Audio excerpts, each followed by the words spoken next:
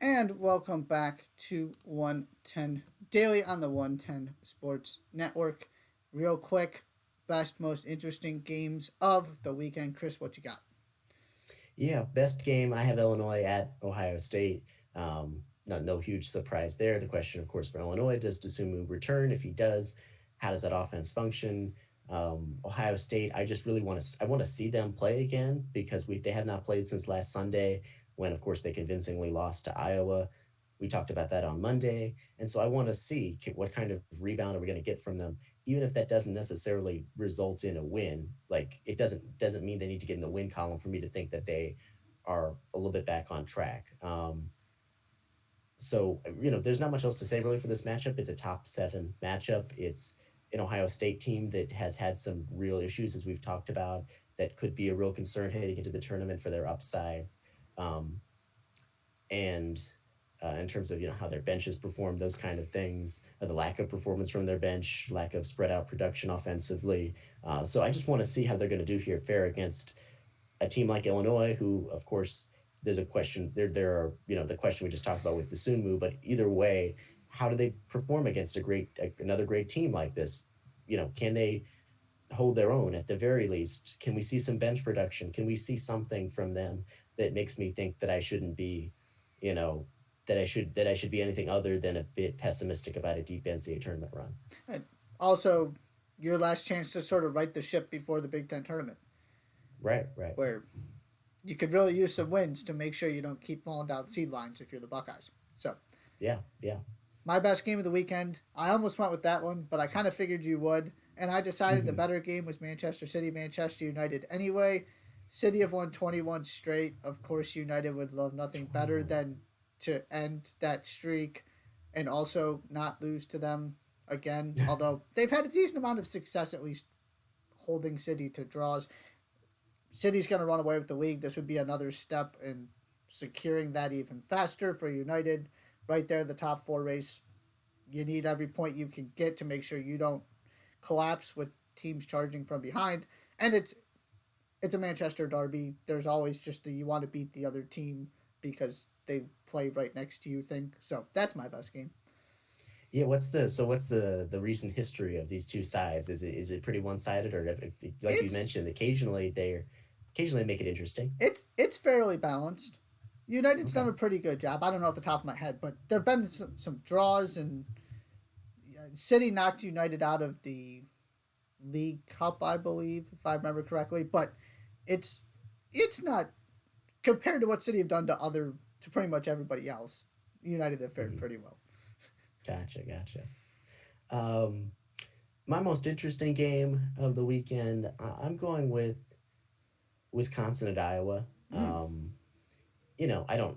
A lot of times these aren't necessarily what I would consider like the absolute most interesting game of the game. I'm really interested. It's appointment, not appointment viewing. It's something I'm going to be tuning into because I'm just have something I'm really curious about. For Iowa, of course, they beat the snot out of Nebraska last night, 102-64. Not that that tells you that much because it's Hey, Nebraska. that Nebraska team, they were dangerous though. They've been playing good Yeah, basketball yeah, not so much last until night that. Yeah, though. until that. Until then, obviously we know what Iowa is capable of offensively, but again, it's a continuation of a point and something that we talked about on Monday. That the Michigan performance really looks like an aberration at this point, and I think Iowa has made some defensive strides in this game. Again, against Nebraska, they held them to Nebraska to 34% from the field. I think that right, and we know with Iowa, it doesn't have to be huge defensive strides. They don't have to be very good, a great defensive team for the to be a big difference in terms of what they're capable of. If they've just made some notable defensive strides that are able to stick, that I think makes me a bit more comfortable about how far this team can go. And then as far as Wisconsin, I'm just curious because this is a team that I was optimistic on heading into the season, and they're just in free fall. I'm honestly not sure how they're still in the top 25. Like their only wins since the start of February are against Penn State, at Nebraska, and at Northwestern. They just haven't beaten anybody very good in a very long Mm-hmm. time. They haven't beaten a top 25 team in 2021. They're 9-10 in the first two quadrants. So it's not great, but this is a team that I was optimistic on heading into the season. I'm just curious about them. Like, is there any real chance for them to convince me that there is something that they have there to be able to make it interesting in the NCAA tournament? Really, though, it's Iowa I have my eyes on. What kind of defensive progress have they made? It's one of those things where it's not definitive enough where I'm like, oh man, they're, but if they continue to show that they've made some moderate strides there, it'll be encouraging for me come tournament time. How about you? I went with, I'm sticking with a rivalry theme here. I went with Duke, Mhm. North Carolina. Yeah. I This rivalry is always interesting because it's Duke, North Carolina, and because almost without fail it delivers. No Yeah. matter where these two teams are, what the situation is. Even last year when North Carolina was terrible, you still had a good basketball game. You add that with the fact that both these teams are on the bubble with North Carolina's recent struggles and Duke Hmm. not being able to build on their little resurgence and having a couple losses to bubble teams here.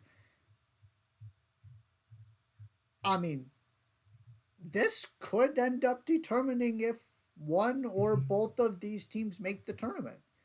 Yeah. Now, what happens in the ACC tournament has a lot to do with that as well, obviously. But if you're gonna go splitting hairs and they both do kind of what's expected in the ACC tournament, but don't do anything great or terrible, Hmm. especially if you're North Carolina, this win might be the one that sort of seals your spot.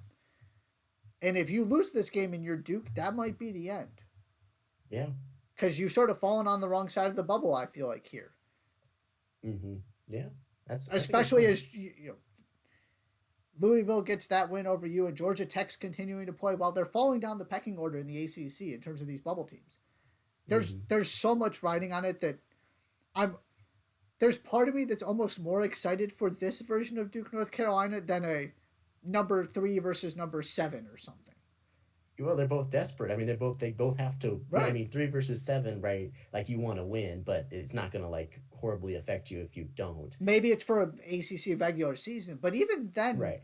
I feel like usually one team or the other is significantly behind Virginia or Florida State or something. So it's still Hmm. you don't feel like that's the game that's going to determine the conference. To your point, Right.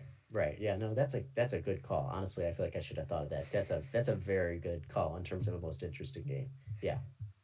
that is all we have for you today. Thank you so much for listening. We will be back Monday to break down all of the weekend's action. Until then, stay safe out there. Take care of each other. Take care of yourself, and we will see you Monday.